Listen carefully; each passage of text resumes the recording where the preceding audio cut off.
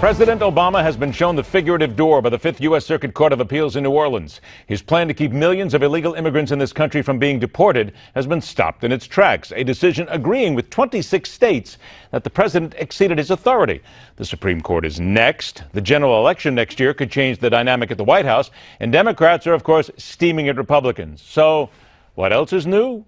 Let's begin there with the Afternoon Talker, Monday through Friday at 6:30 KHOW in Denver, Colorado. Former head of FEMA, Michael Brown, joined by the senior political contributor at Forbes, co-host of Steele and Ungar on Sirius XM. Still trying to get Ungar first instead of Steele, I understand as well. Rick Ungar joins us on the show. All right, gentlemen, let's get to it here. Michael, come to you on this Obama immigration plan here. Texas Governor Greg Abbott said in a news release the president should abandon his lawless executive amnesty program and start enforcing the law today. Agree or disagree with that statement? Well, I agree with that statement, but I also wish that I was, 20 pounds lighter and handsome and, had $1 bazillion in my bank account. So I love Greg Abbott, but that ain't going to happen. So what we need to do is just let the court, look, the court decided 2-1. It was actually on a procedural matter, not a substantive matter. It's going to the Supreme Court. So the Supreme Court will eventually decide it, and it will go one way or the other, probably on a 5-4 decision. What's next, Ed? All right, let's go next then to Rick Ungar and say, all right, Rick, it then goes to the Supreme Court here. I saw you shaking your head. What would you expect, in your opinion, to happen when it reaches the highest court in the country?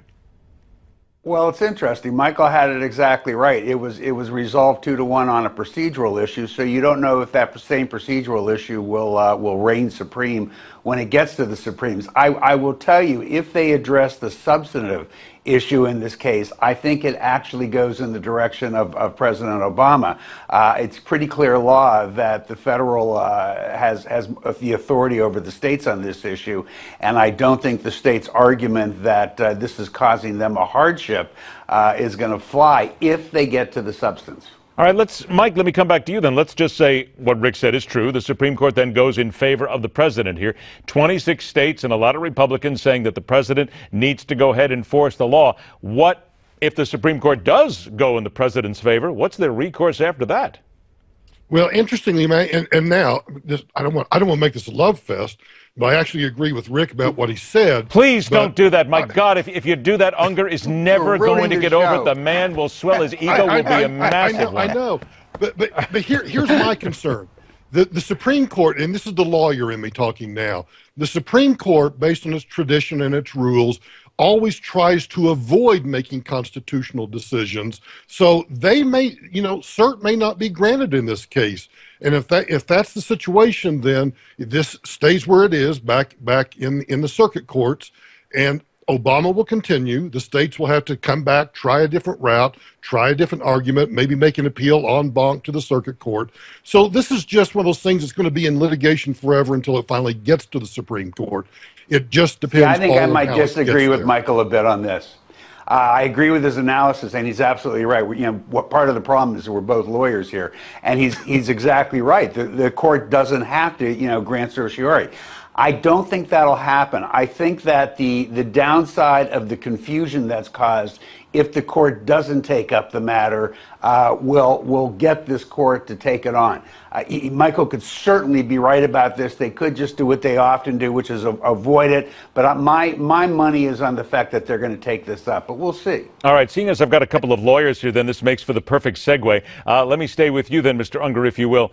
Ben Carson and all the different things that have been said, that have been looked at, the books, the information as well, is not the truth, the truth, the truth, no matter what. But then there are those saying, wait a minute, we're still talking about things that are so old it doesn't make a difference at this point. Where then, as the lawyer, do you stand? Well, rarely is the truth the truth the truth. So that's number one, and that doesn't just go for politicians, that goes for real life. So that's number one. Number two, you're exactly right. I honestly don't care about any of these things. I look at the list of issues that are being brought up. I think it's the most ironic thing in my life that he's trying to say, the guy running for president saying, yes, I did stab somebody trying to kill them, and the press is going, no, you didn't, no, you didn't.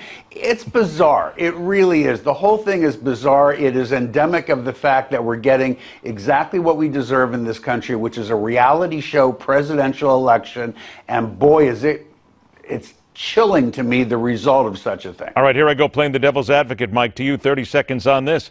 Is not the truth always the truth? And does that not perhaps tell about somebody down the road, what they may or may not become in their life?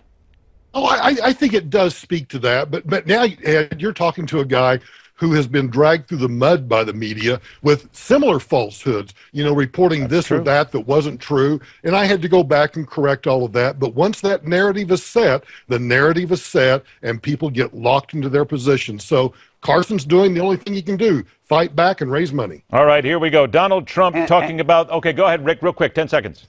I was just going to say, again, in reality, even individuals don't always know the truth about themselves. You tell a story long enough, it becomes true to you. Okay, I got to get this in here. And I think some of that's going on. Donald Trump, Starbucks, telling the crowd that if he becomes president, everyone will be saying Merry Christmas again. Here he is.